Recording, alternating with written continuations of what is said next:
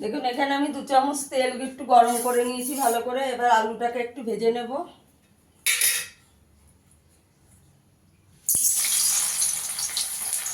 আলুগুলোকে একটু লাল লাল করে ভেজে নেব।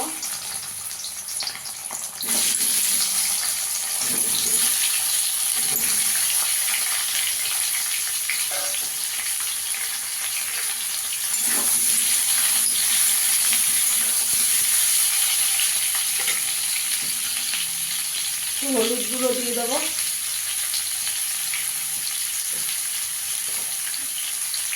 একটু নুন দিয়ে দেবো অল্প করে, কারণ আলুটা সেদ্ধ করার সময় নুন দিয়েছি। আলুগুলোকে ভালো করে ভেজে নেবো।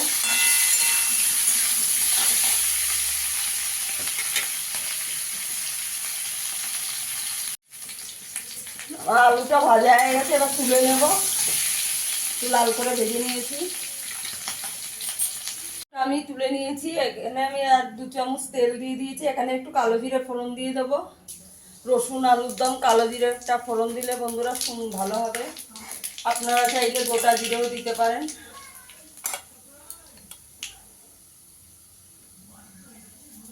এবার এখানে আমি পেঁয়াজ, রসুন, আদা, কাঁচা লঙ্কা বেটে রেখেছি, সেই মশলাটা দিয়ে দেবো।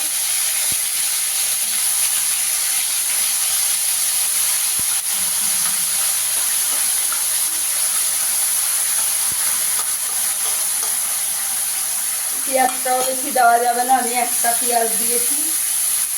ওই মশলাটাকে ভালো করে কষিয়ে নিতে হবে।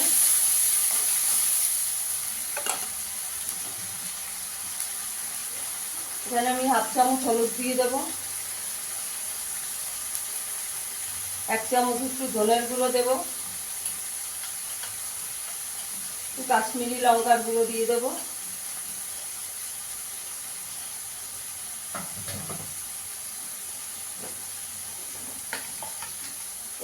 অল্প করে নুন দেবো একটু, আমি এর মধ্যে একটু বিট নুন দেবো।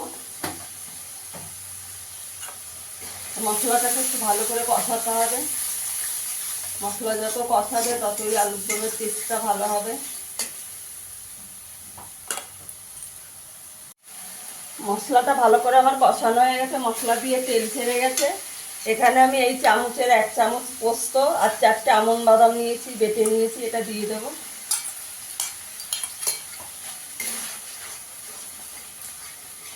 দিয়ে একটু ভালো করে কষিয়ে নেব।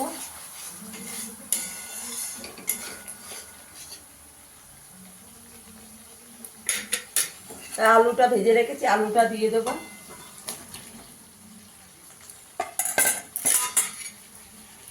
তা দিয়ে ভালো করে কষিয়ে নেব।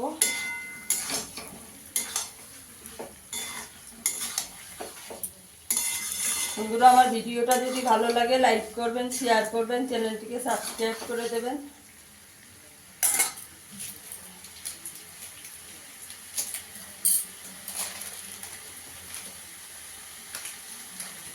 আমি এখানে একটু বিট নুন দিয়ে দেবো।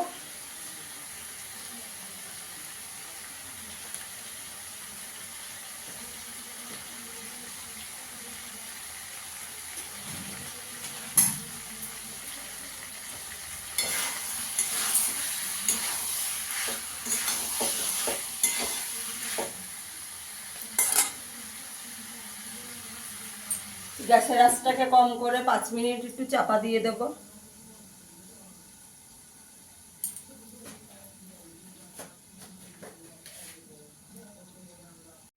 এখানে একটু কড়াইশুঁটি দিয়ে দেবো।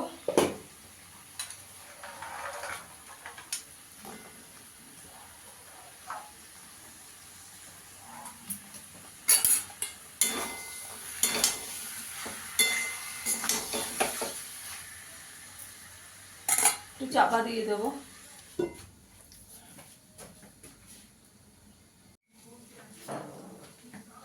আমার আলুটা ভালো করে কষানো হয়ে গেছে। এখানে আমি একদম কষা কষা করবো, সামান্য একটু গরম জল দিয়ে দেবো অল্প।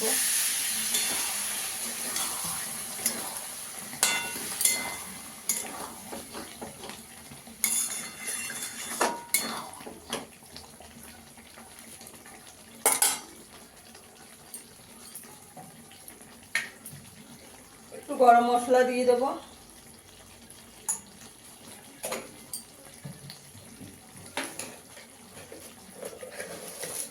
1 চামচ চিনি দিয়ে দেবো,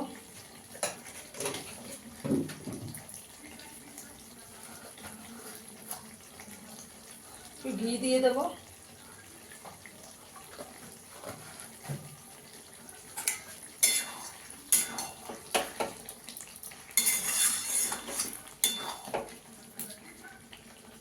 একটু 5 মিনিট চাপা দিয়ে দেবো।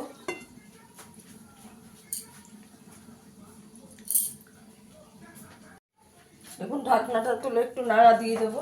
এখানে আমি একটু ধনেপাতা দিয়ে দেবো।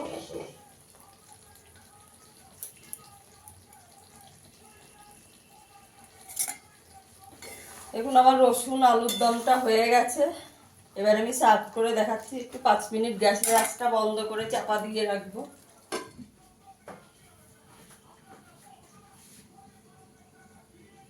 বন্ধুরা আমার রসুন আলুর দমটা হয়ে গেছে। ফিরে আসবে আবার নতুন কোনো ভিডিও নিয়ে। সবাই ভালো থাকবেন, সুস্থ থাকবেন, ধন্যবাদ।